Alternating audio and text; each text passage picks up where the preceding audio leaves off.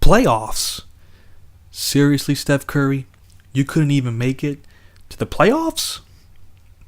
Alright, so Steph Curry just came off a career year where he averaged a career high in points per game with 32.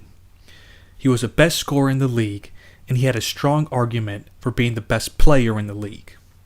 However, the Warriors were just shy of making the playoffs, as they lost to the Memphis Grizzlies in that play-in game, even though they had the better record. Go figure. Now we know that the Warriors were without Klay Thompson, and Curry even missed some games to injuries as well. They went 1-7 without him in the lineup, and those were big factors on why they missed the playoffs.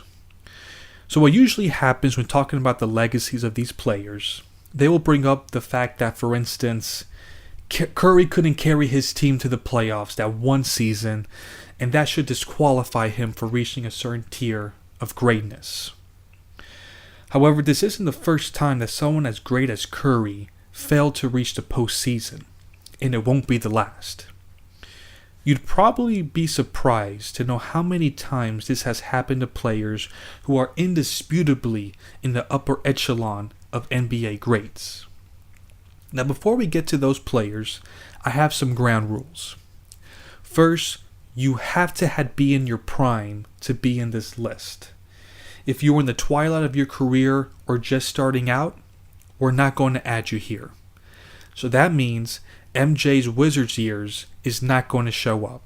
Sorry. Also, we're not going to add you here if you miss more than half the season because of injuries. It should go without saying that that shouldn't count.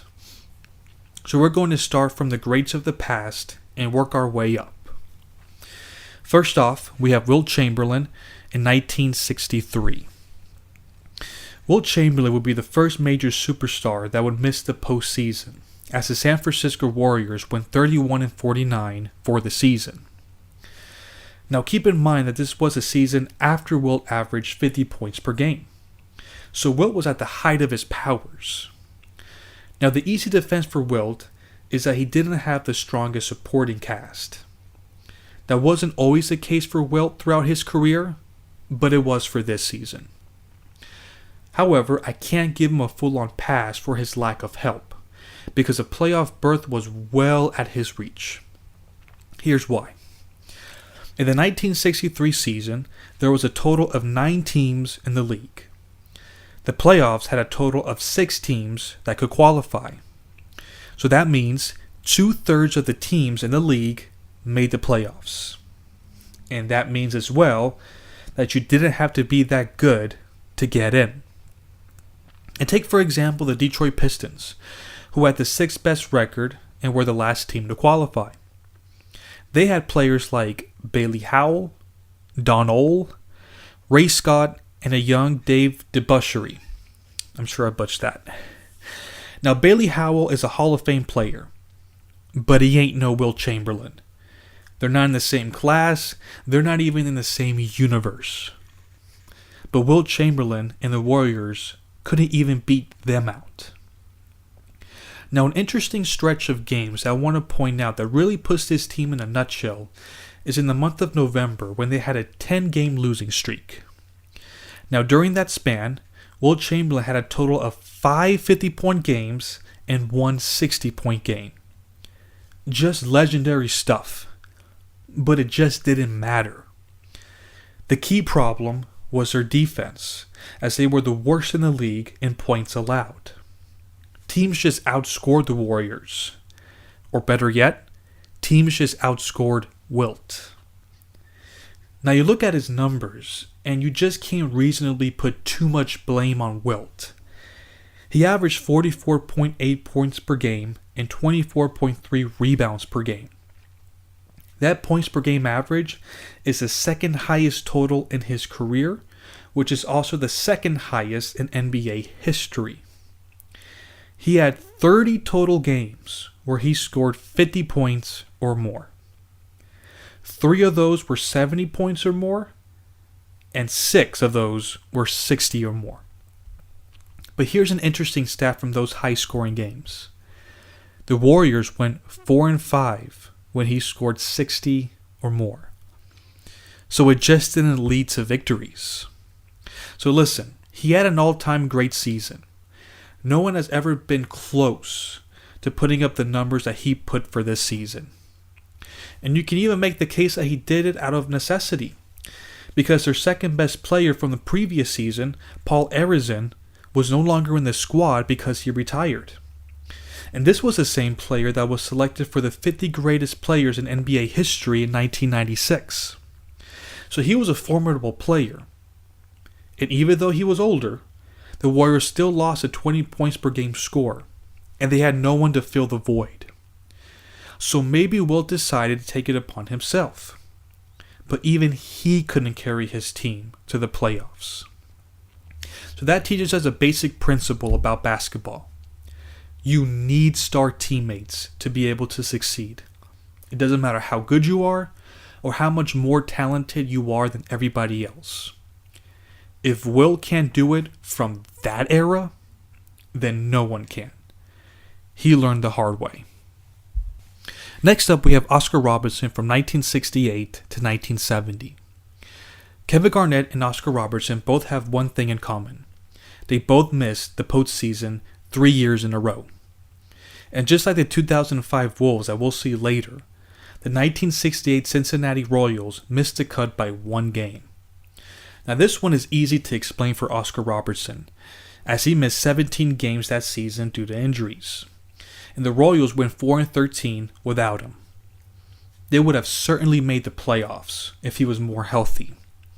That just shows how dependent the Royals were on the Big O to win games for them. So he certainly deserved to pass there. The following season, the Royals finished 41-41 and was 7 games behind the 4th seed in the East. Now, as far as how the playoff format went during that time, 8 teams out of the 14 teams in the league could make the playoffs, and they took the 4 best teams from the Eastern Conference and the Western Conference. The Eastern Division, as they called it at that time, was a much stronger division, as they had 3 teams that won 50 games or more. That included Bill Russell's Celtics, Wilt Chamberlain's Sixers, and Willis Reed's Knicks. If they would have played in the Western Division, they would have made the playoffs, as the San Diego Rockets, for instance, went to the playoffs with a 37-45 record.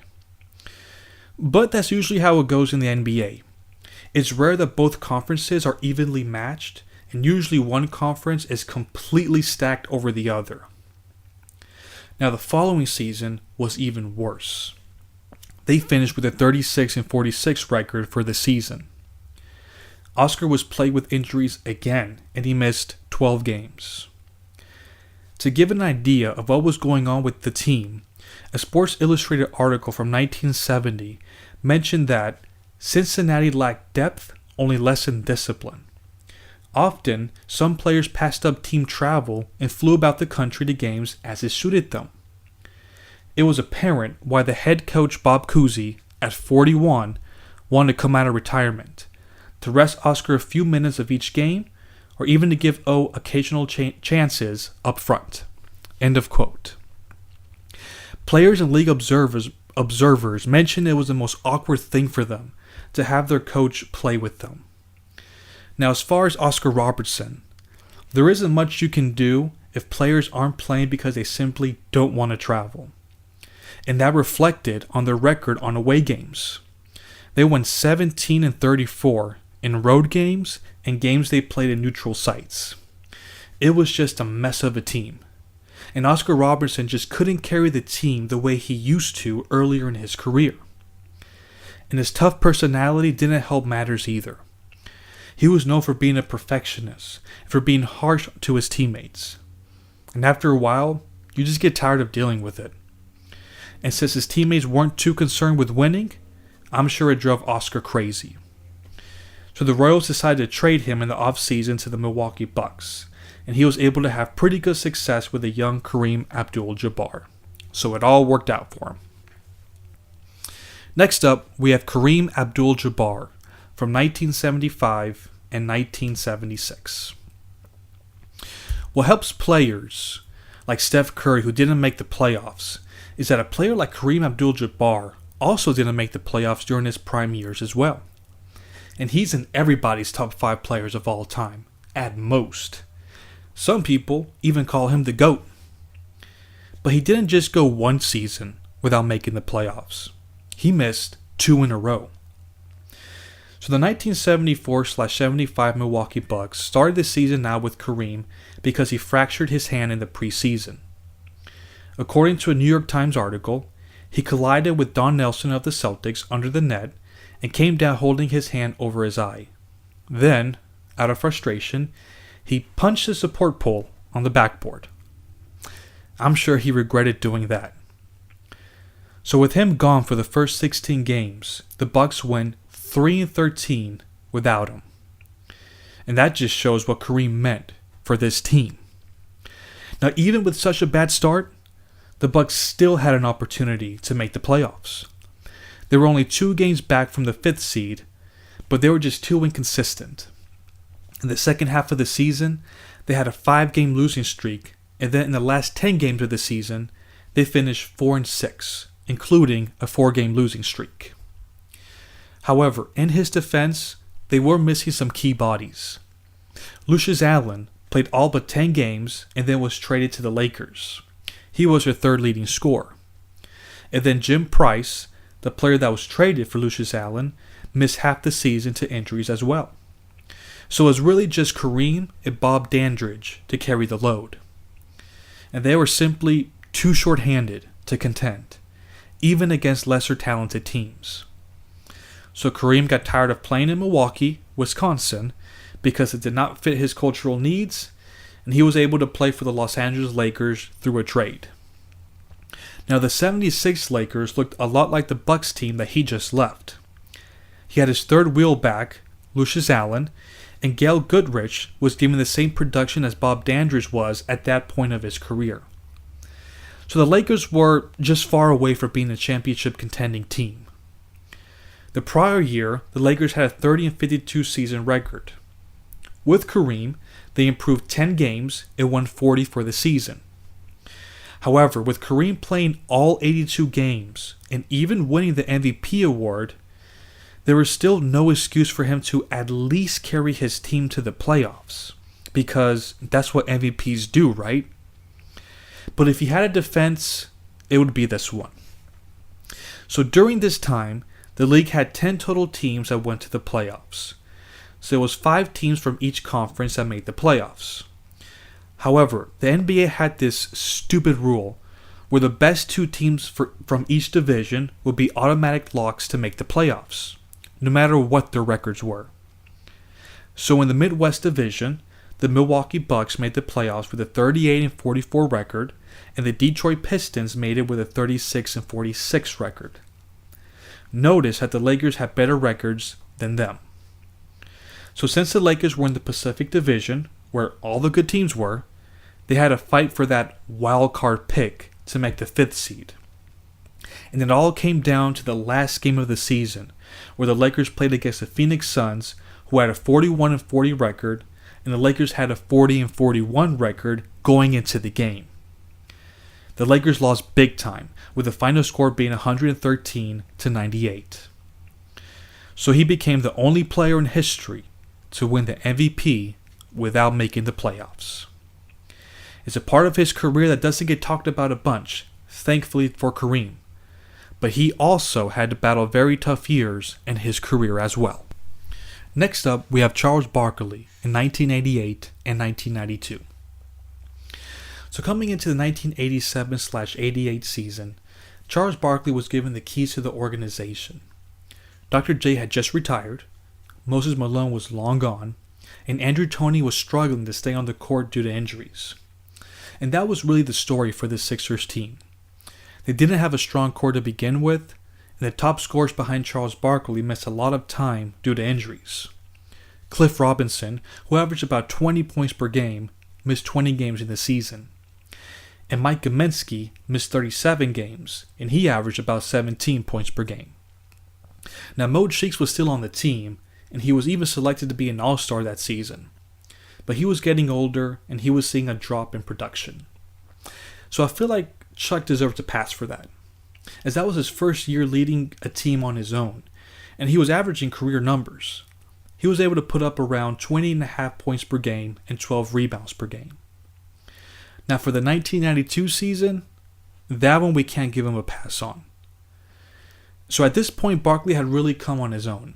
He even had the most first place votes for MVP in the 1990 season, and he was able to lead his team to 2 straight semifinals appearances. But for the 1992 season, it was a roller coaster ride for Barkley and the Sixers. Look at the difference in records. They went from a 44-win team to a 38-win team. They kept the same core, and there was no missed time from any of them, other than Barkley, who missed just 7 games. And then look at the difference in production from Barkley. He went from a 27.6 points per game score to 23.1 points per game. So what happened? Here's an excerpt from an LA Times article back in '92 that explains what happened. Barkley started the season by accusing the 76ers of racism in roster decisions. In December, the 6'6" forward was charged with punching a heckler in the nose in Milwaukee. He severely criticized teammates in a book, and in April, he called general manager Gene Shue a clown and a caddy for owner Harold Katz. Then, in a Washington Post article from '92, his teammates mentioned that they noticed a change in Barkley, and it had mostly to do with the way he felt about the front office. So we can come to the conclusion that he wasn't really trying this season, and that affected the way the team performed. If you read articles from that time, team executives were happy he was gone, and league experts even predicted the team would be better off without him after they traded him to the Suns. But they were way off, as the Sixers finished with a 26-56 record in '93, while Charles Barkley won the MVP award and led the Phoenix Suns to the finals. So it was a great bounce-back year for him. But that season in '92 was an example of the baggage he could bring with if he was the face of your organization. In fact, this wouldn't be the first time he would leave a team in bad terms. Unfortunately for Charles Barkley, the 1991-92 season was a wasted season for him. Next up, we have Hakeem Olajuwon in 1992. Hakeem missed the playoffs in the 1991-92 season, and just like most of the cases that we've seen thus far, Hakeem had to battle with injuries. Hakeem missed a total of 12 games for that season. Now, the Hakeem era of the Houston Rockets gets a bad rep for being just a one-man show and surrounding Hakeem with quote-unquote trash teammates. But that is simply not the case. Take, for instance, the 1990-91 season. Hakeem missed a total of 26 games in that season. And with inferior talent, that is more than enough for a team to fall deep in a hole without a star player and to miss the playoffs. However, the Rockets finished with a 52-30 record. They were able to keep the ship afloat with Hakeem gone. Now, what happened in the '92 season with Hakeem missing time, I can't really defend. The Rockets went 2-10 with Hakeem out the lineup. They just had a hard time producing the offensive end without him. Now, I'm not going to give Hakeem a total pass for this because they still had their chance to make the playoffs. The Houston Rockets were 1 game back from the 8th seed Lakers. And the Rockets finished the last 5 games of the season winning only 1 game. 2 of those losses came against the Dallas Mavericks that finished the season with a 22-60 record. And the Mavericks just owned the Rockets that season. They beat them out in 4 games out of the 6 they played. And yes, Hakeem was playing in all 6 games. Just absolute winnable games that would have pushed the Rockets to that 8th seed. Hakeem, though, wasn't able to lift his team this time, as he's done so many times in his career. Next up, we have Allen Iverson in 2004 and 2006. Allen Iverson is one of my favorite players of all time. I really loved watching him play growing up.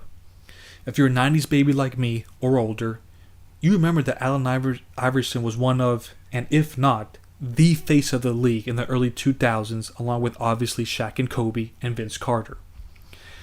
Now that I have that out the way, I strongly believe that Iverson does not belong in this tier of NBA greats that I'm mentioning with this video. But there are many people that think he does, so I'm including him.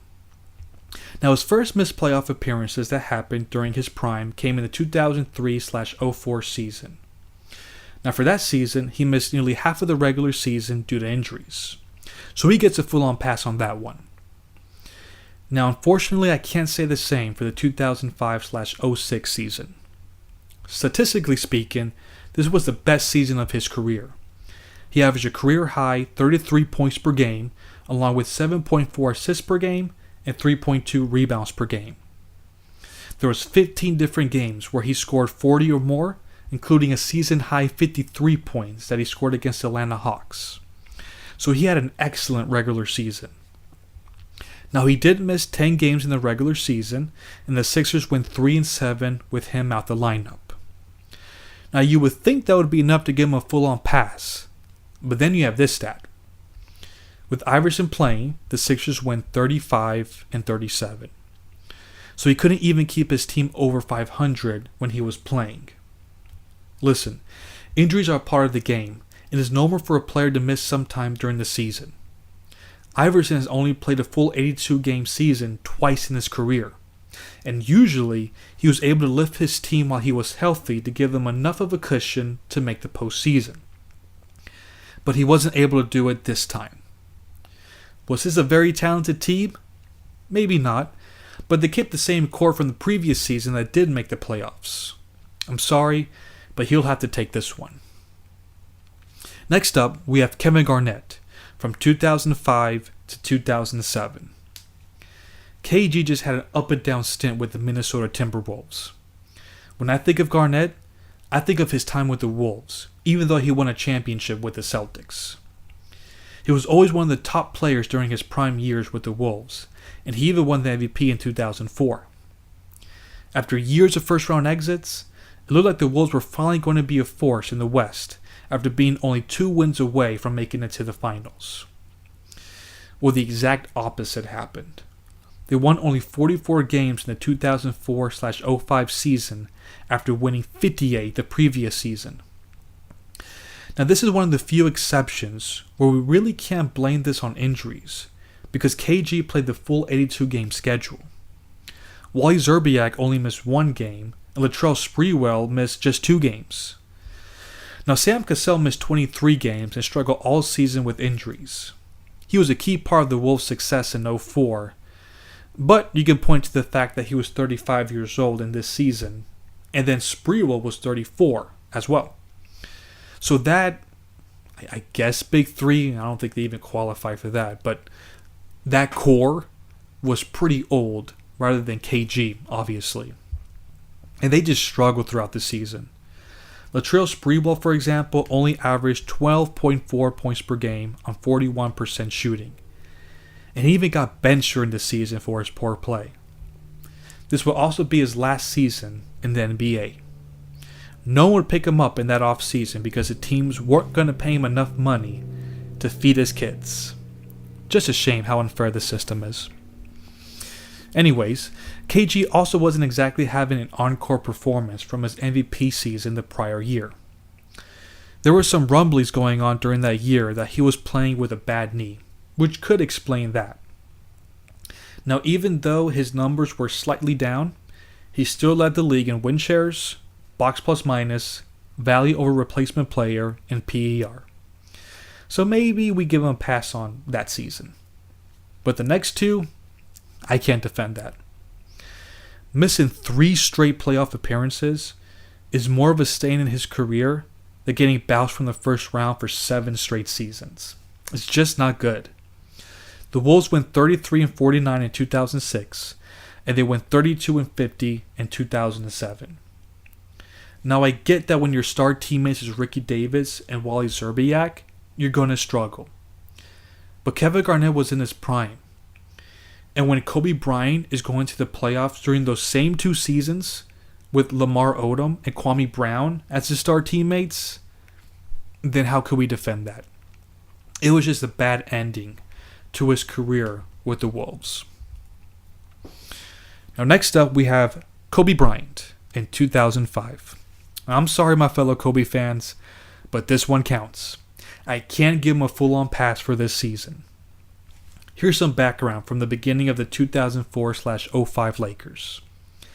They came into the season trading away their whole core that made them the biggest force in the NBA for the first 5 years of the 2000s. Shaq was traded for Lamar Odom, Caron Butler, and Brian Grant. Rick Fox and Gary Payton was traded for Chucky Atkins, Jermaine Jones, and Chris Mim. And Derek Fisher decided to sign with the Warriors.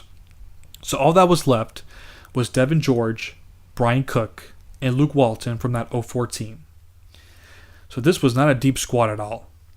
And to top it all off, Kobe missed 16 games in the regular season, and Lamar Odom missed 18 games. However, the Lakers still had a chance to make the playoffs that year. So Kobe missed a full calendar month, from January 13th to February 13th. During that span, the Lakers went 6-8 without Kobe in the lineup. That is not a bad job of holding down the fort while their star player is out. So at the All-Star break, the Lakers had a 26-24 record. So they were on pace to make the playoffs. In fact, they held the 8th seed at the time. What happened in the second half of the season is something we can't defend. In the last 20 games of the regular season, the Los Angeles Lakers went 2-18 during that span. Kobe only missed 2 games during that span, and Lamar Odom missed 16 games during that span. So I get there was injuries, but come on. We only won 2 games? That's just not good. This would be the second straight season where Kobe had an off year, and people were starting to question his greatness and if he can really lead a team on his own. We should have predicted how Kobe would respond to all that. He had a legendary season for the 2005/06 season. However, we can't forget that Kobe too struggled in the beginning on leading the Lakers on his own and carrying the burden without Shaq. But it's okay, fellow Kobe fans. He's not alone in this. We can see that he's in pretty good company. Next up, we have Dwyane Wade in 2008. I'm sorry, Wade County, but he doesn't get a pass either. Now, I know he missed a total of 30 games in the regular season. Trust me, I get it. In normal cases, that would warrant a full-on pass. But you'll see why I simply can't do that. So the Miami Heat were a complete shell of themselves from the 2006 title-winning team. The only players left from that team at the end of the season was Jason Williams and Udonis Haslem. Shaq was traded in a mid-season trade for Sean Marion and Marcus Banks. They also got rid of Antoine Walker in a trade for Ricky Davis, among others, before the season started. So I get Sean Marion was hurt for the last month of this season. I get Jason Williams missed 14 games and Udonis Haslem missed 33 games. I get all of it. But here's a stat that I just can't gloss over as much as I want to. Out of the 51 games that Dwyane Wade played that season, he was responsible for 10 victories. 10. Dwyane Wade is one of the greatest players of all time. Just a year and a half before that, he was producing Jordan-like numbers in the NBA Finals. And you can only help your team win 10 games? And before you got injured and were gone for the year, you were part of a 30-game stretch where you only won 3 games and lost 27. I can't think of a player of his caliber that was right in the middle of his prime that had that bad of a season. Again, I'm not talking his numbers or production. I'm talking having little to no effect in his team winning. Now, thankfully for Dwyane Wade, this never gets talked about when looking back in his career. We remember his 06 finals performance, his 09 season where he came as close as he's ever been to winning an MVP award in the Big Three era of the Heat. This season just gets lost in the shuffle. But he too had to learn the art of carrying a team on a nightly basis. He learned pretty quickly though and bounced back with the finest season of his career. Last but not least, we have the best player in this list to have not made the playoffs. LeBron James in 2019. Now, LeBron's the oldest player in this list, as he was 34 years old when he came to the Lakers. Most players at this age are past their prime and have to serve as a role player for any given team. But we know very well that LeBron isn't like any other player. He's the most durable player in NBA history, so we can't treat him the same. And the fact that he was coming off a playoff run where he was averaging 34 points per game and had a 51-point finals performance, you know that I can't give him a pass on this. Sorry. Now, a common theme that we've seen throughout this podcast is that when these legendary players have the rare missed playoff appearance, it's most likely going to be because of injuries they sustained or from key players from the team. This was also the case for this Lakers team. LeBron missed 27 games in the regular season, Brandon Ingram missed 30 games, Kuzma missed 12 games, and Lonzo Ball missed 35 games. So the Lakers had a lot of bad luck with injuries. And the Lakers didn't play well when LeBron was out. They went 9-18 when he wasn't playing. So after hearing all this, you would think I must be a hater for not giving him a full-on pass. But the reality is that the Lakers weren't playing like a playoff team with him in the lineup. For the 55 games he played, the Lakers were 28-27. And after the All-Star break, where LeBron would make the final push to help his team make the playoffs, they went 6-10 when he was playing. Now, he was still playing at a high level, but he had the lowest win share total in value over replacement since his rookie year. You can say it was the start of his decline. Now, he was obviously still good enough to lead his team to a title and win Finals MVP honors with the addition of AD. He still has some good years left in him, but he's just not at the stage of his career where he can carry his team on a nightly basis the way he used to. And there was nobody that was better at doing that than him. No question about it. But the beatdown that the Suns just gave us in the first round confirms that hard truth about him. It happens to everyone, even to LeBron James. So, it's okay, Curry fans. You're not alone. In fact, you're in the company of some of the greatest players in the history of the league. Till next time.